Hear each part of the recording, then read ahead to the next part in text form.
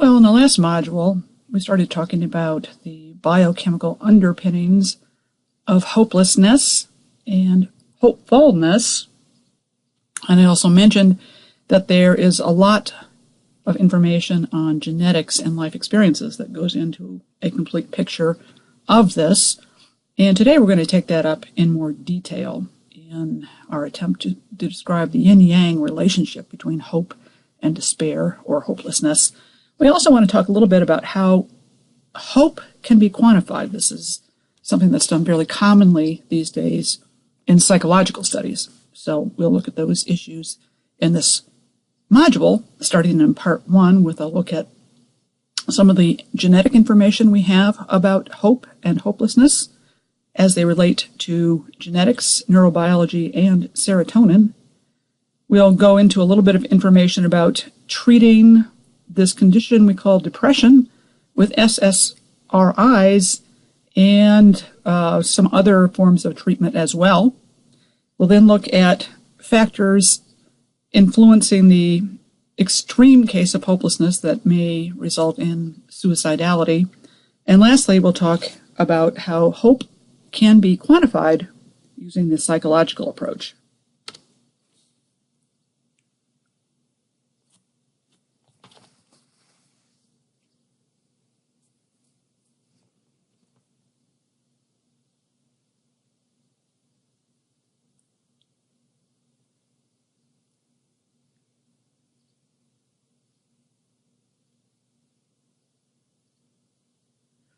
So we mentioned that serotonin is a very important neurotransmitter and that the reduction in serotonin that may occur during depression is a key element in that condition.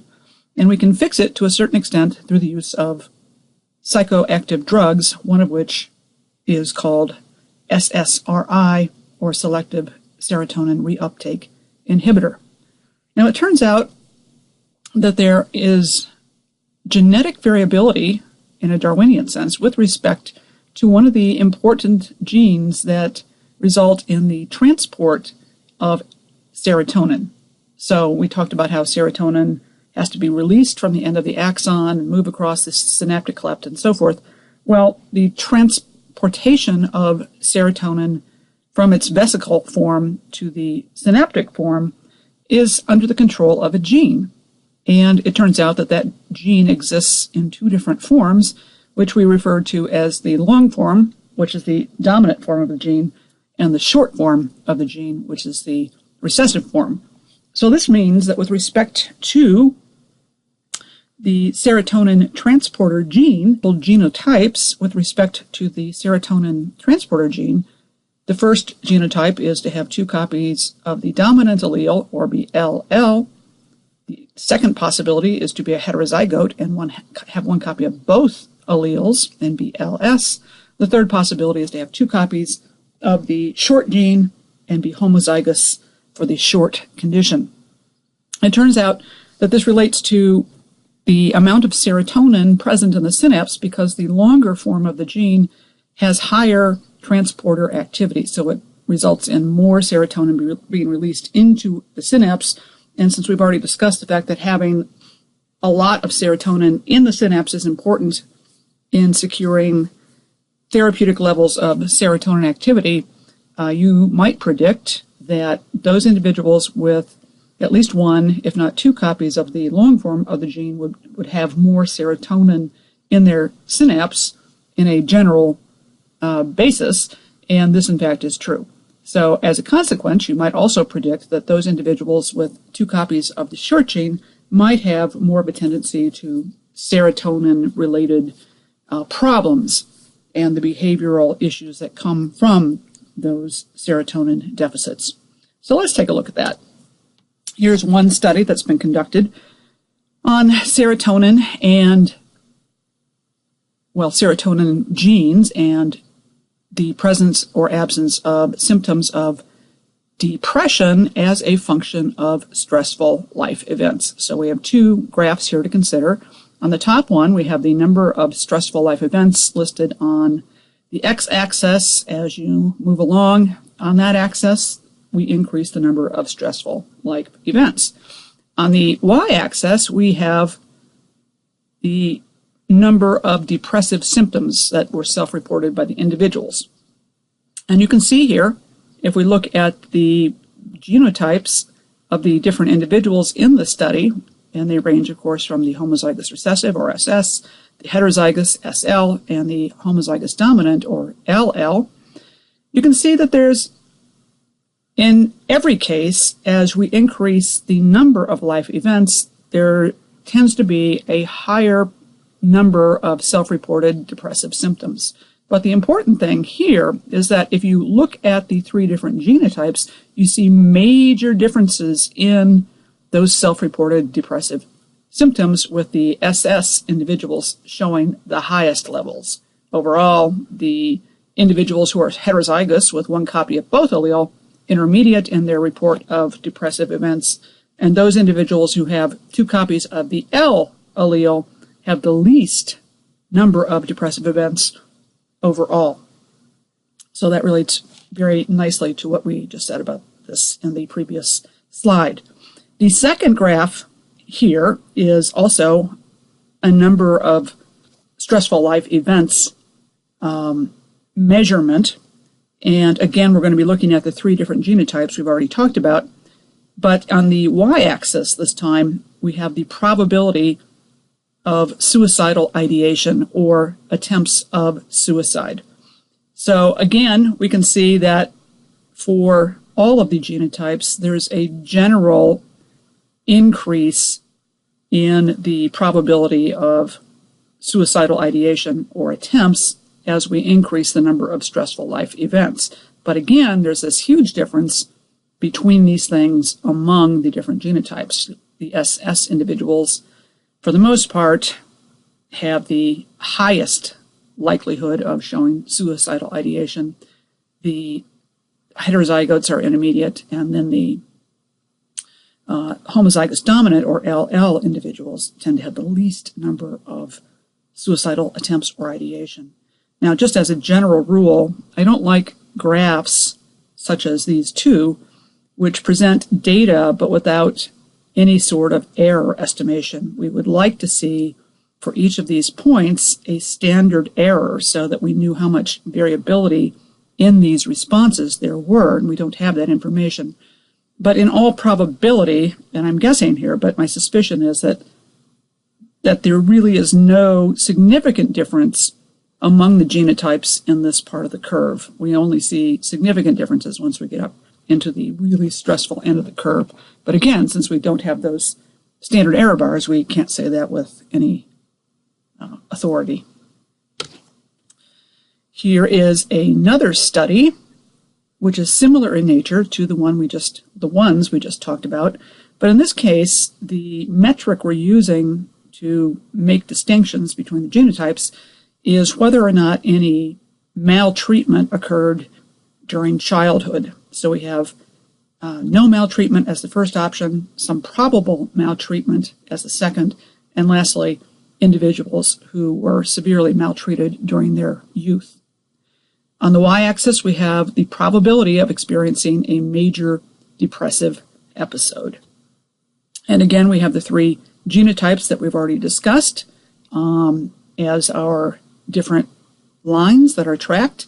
And we see a similar thing in this case, namely that the SS individuals were the most susceptible to having a depressive episode over the course of their lifetime as a function of the varying levels of maltreatment during their youth.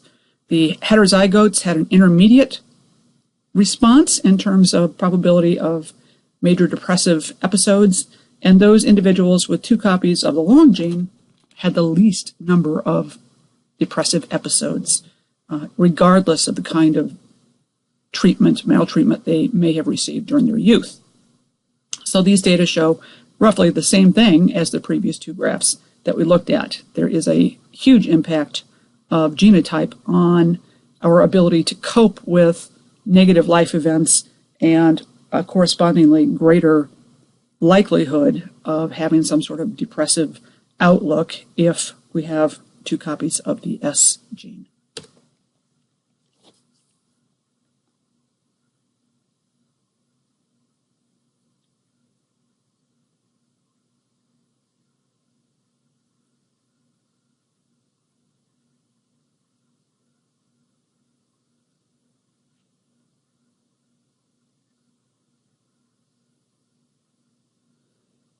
So the previous couple of slides introduced the idea of depression and a possible relationship with suicide. Obviously, we want to treat people, if they are depressed, well before they get to the point where they're suicidal. And we know, or should have some suspicion, that we can treat depression, at least in part, with SSRIs.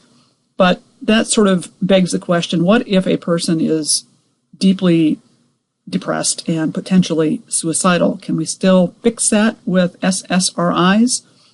In other words, is the presentation of a suicidal ideation strictly a chemical imbalance, or are other things important in determining the person's mindset?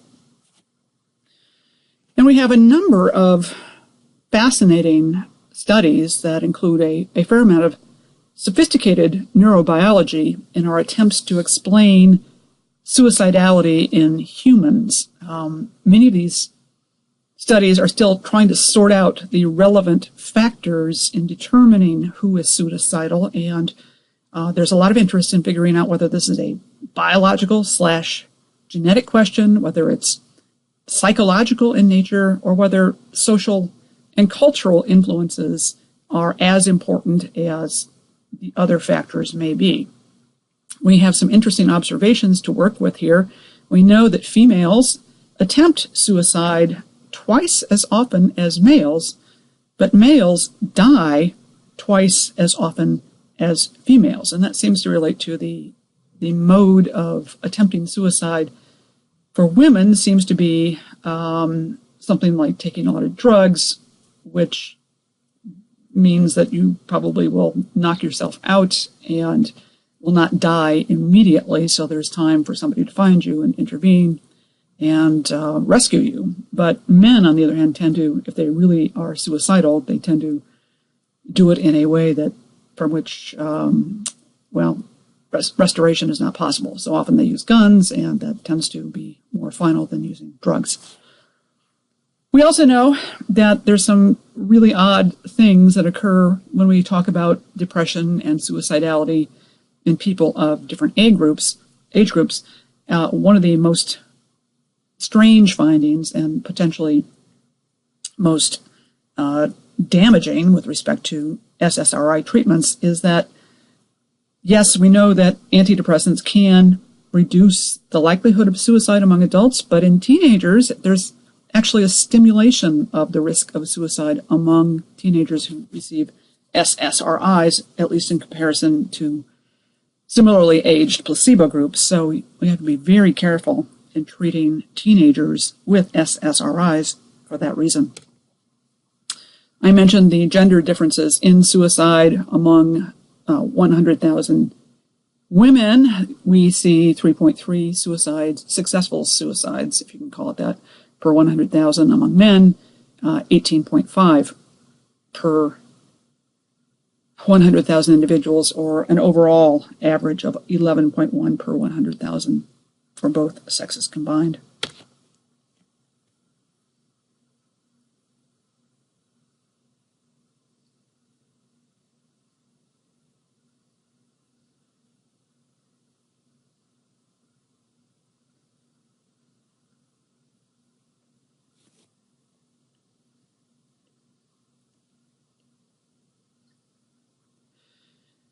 Now, I mentioned that there are a number of additional factors besides the underlying biochemistry that may have an influence on suicide. So we'll start by acknowledging, yes, there is a biochemical issue here, specifically as found with the depression of serotonin levels. We also should have, at this point, some idea that experiences in life, particularly negative ones that take place early in life, can be quite impactful in terms of suicidal ideation later on. We also have some fairly good correlations between substance abuse and the ultimate expression of suicidality. And we already know that there are some genetic differences. We talked about the SSRI transporter gene. That's one gene that's involved. There are others. This is a very complicated behavioral issue that has multiple sources of input and multiple genes in play.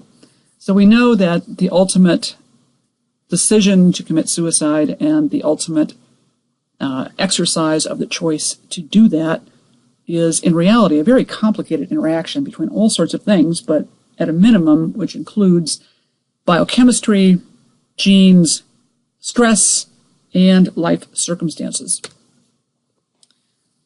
If you ask the professionals, they will tell you that at a minimum, there are 4 key risk factors for suicidality, of which the first is depression. If you're depressed, the likelihood of attempting or at least thinking about suicide is greater. We also have family and interpersonal stress. We've seen some data on that already. We've seen data already on early childhood trauma as a driver for behavior that may lead to a suicide attempt. And I've already mentioned the alcohol and substance abuse as a key factor in this behavior. So, of course, all of this is very confusing, and one doesn't know exactly where to start with any individual, but ultimately the question devolves to one of how do you treat this? How do you prevent suicide? How do you deal with the depression? And how do you also factor in the many other relevant factors in this equation? In other words, how do you resolve all of the paradoxes that present themselves in trying to deal effectively with depression and also prevent suicidality?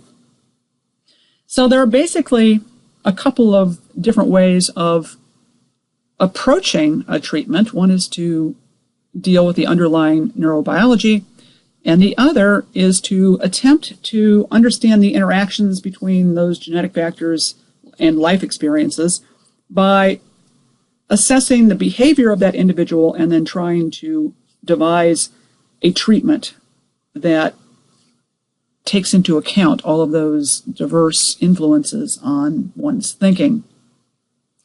We would love to know how these 2 general approaches to this problem, the psychoactive drug therapy approach versus the behavioral modification approach, how that affects the underlying neurobiology, which we suspect underpins all of these behaviors. We would also like to know whether there are gender and cultural differences in response so that we could adapt these treatments accordingly. So not surprisingly, quite a lot of work has been done in this area, starting with trying to understand the neurobiology. And so when this is broken down, we come up with 2 different elements that are present in the neurobiological outcome that can be looked at and analyzed separately. The first of these is forming the intention to die, which has 2 components. It can be a result of extreme hopelessness.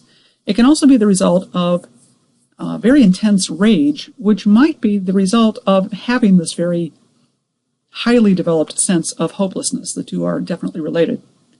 So intention to die is one thing, and that is different from, but related to, the second thing, which is taking action to fulfill the goal of dying.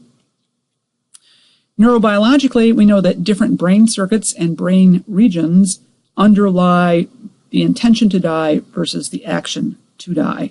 But we also know that abnormalities in serotonin levels, namely low serotonin levels, are related to both the intention to die and the action to die. In terms of what's going on in the brain of people who have thoughts about committing suicide, we have some understanding of the different brain circuits involved.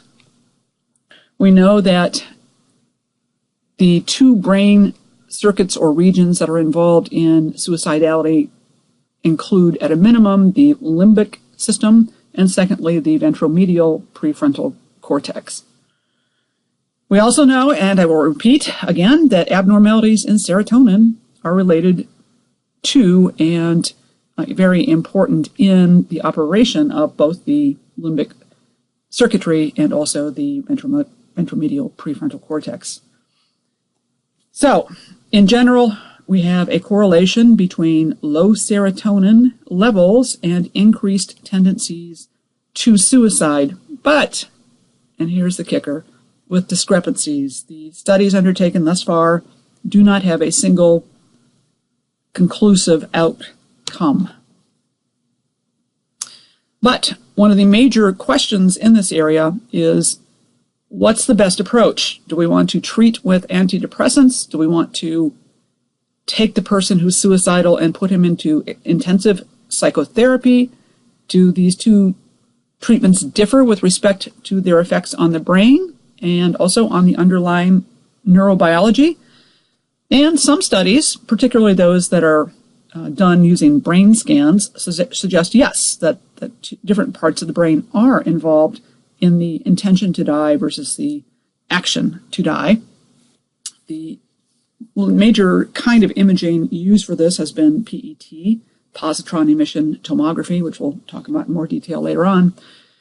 And it supports the idea, the PET neuroimaging supports the idea that in trying to deal with the problem of suicide, because different parts of the brain are involved, that a combination of therapies is probably optimal. And here's a study, actually two studies undertaken by the investigators Goldapple and Mayberg and published in the American Journal of Psychology.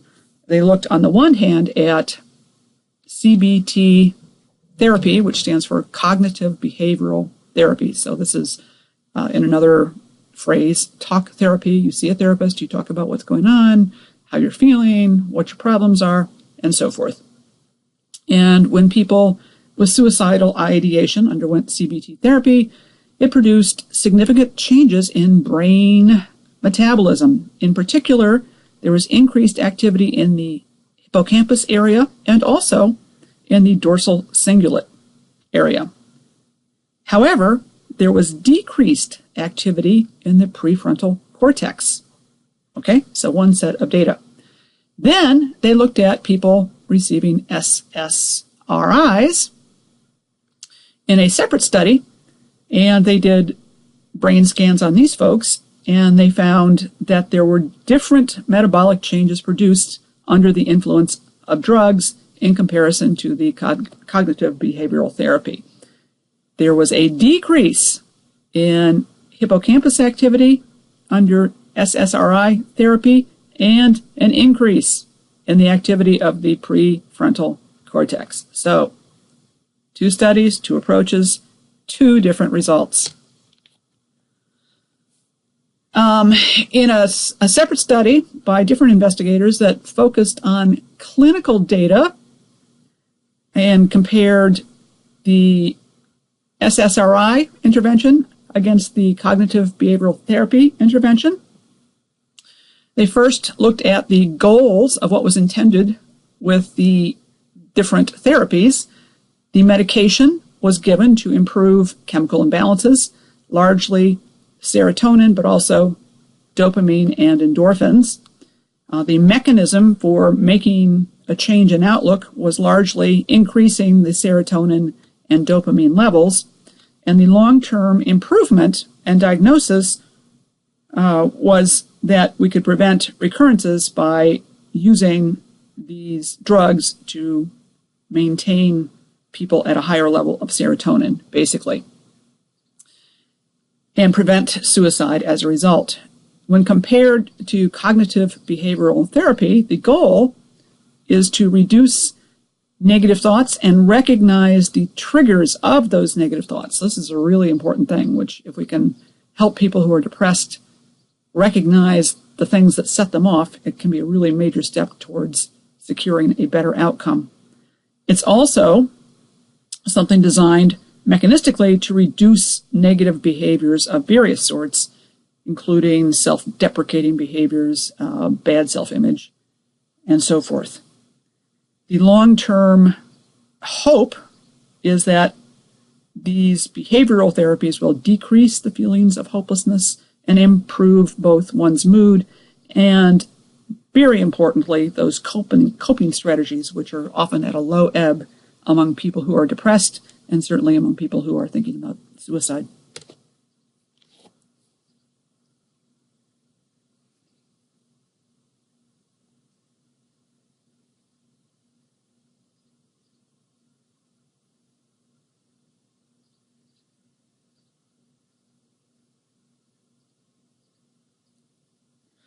I mentioned at the outstart that in addition to the drug therapy and the behavioral therapy, psychologists are very busy looking at hope as a real thing that can affect one's mood, one's perspective on the world, and ultimately one's level of happiness in the world, which relates to one's desire to keep living in it. And they've developed instruments that allow one to quantify hope. And if you can quantify hope, then you can compare hope among individuals and get a much better idea of what's going on that reduce in cases where hope is reduced to levels that can imperil one's life.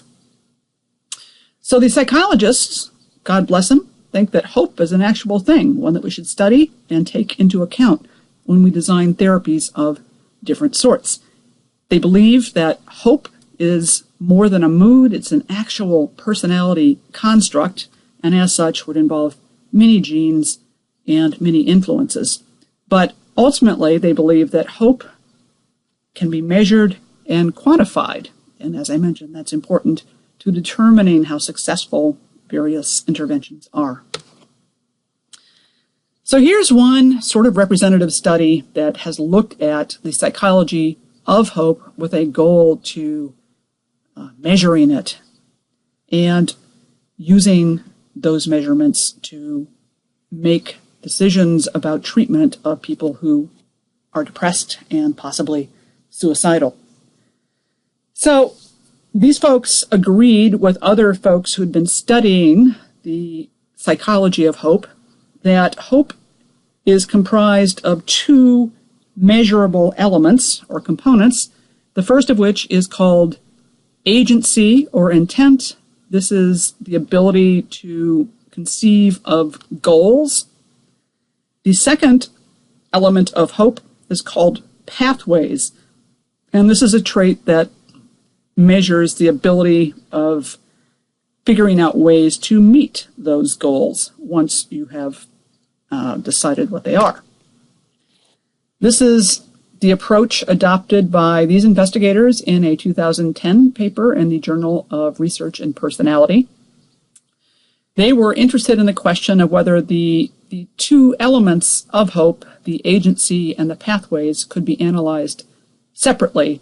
They hypothesized that either one of these traits, or perhaps both in conjunction, could predict dropout from a self-directed therapy, and they noted that in previous studies, the intention or agency and pathways were not separated, but they thought that they might measure different things and, as a consequence, predict different things, and they wanted to take a look at that. So this is the basis of their study. They looked at dropout rates from 2 unguided intervention therapies. All told, they had 247 people who signed up to participate in this study, and of that number, 213 were female and 34 were male. So there was a huge bias in favor of females, but that's not atypical in some of these psychological studies on hope. We have an overabundance of females participating. Also, there was a very broad age range from 18 to 72. Of the 247 people who started the study, only 136 completed the therapies. As I mentioned, hope and several other things were quantified. How did they do this? Well, they quantified hope using what they called the Adult Hope Trait Scale. And this involved having the participants take a questionnaire that looked at 12 different items, including 4 agency items, 4 pathway items, and 4 what they called filler items that were neither agency nor pathway items, but kind of irrelevant, like what day is it? What's the weather like? Do you like the color blue? Stuff like that. And the participants were asked to look at a series of statements that had one of these categories, like it was an agency item or a pathway item or a filler item, and they were supposed to look at the statements and rate how much those individual statements describe them. So as an example of an agency question or statement, you would see something like, I energetically pursue my goals, and rate yourself as to how highly that statement expressed your thinking about that.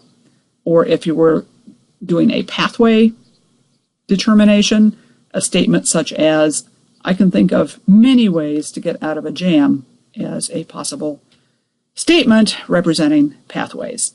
And then individuals taking the survey were asked to choose from an 8-point Likert scale, from definitely true to definitely false, to indicate where they fell on that scale. They attempted to control some variables that might be important, and they used other mechanisms for assessing anxiety, worry, depression, dispositional opposition, which focus on the outcome of situations, expectancy, and self-control. And the results of their study was that both agency and pathway were correlated with attrition from the study, but in different directions. So people who scored high on the agency function were 2.5 times less likely to drop out of the study than those who had a low agency score. Conversely, people who scored high on pathways were over 2 times more likely to drop out of the study. So, in addition to finding this differential about how agency and pathways worked, they also discovered that hope factors were not additive, but both were predictive, albeit in different directions. And they concluded that hope, pathway, and agency functions were most predictive if the factors were disentangled and measured separately. In another study, which was similar in that they were interested in quantifying hope and then using that to gauge whether or not a student was likely to enjoy academic success. In this study, they had 129 people with a relatively equal distribution of men and women, 55 males, 77 females. And in this study, they completed measurements of trait hope, general intelligence, personality, the capacity for divergent thinking. They assessed the grades of the students and looked at the final degree scores. The results of this study were that high scores on both agency and pathways for first-year undergraduates were significantly correlated with the final degree scores at the end of 3 years. And they controlled their assessment for general intelligence, meaning that there was no correlation between those students who had higher grades and those who finished. It wasn't a matter of intelligence by itself that got people through their degree program or predicted academic success. They concluded that there was a large degree of overlap between agency and pathway, but that both were key elements of hope, which is kind of what they started with. So, cool. And here is your study guide for today's module.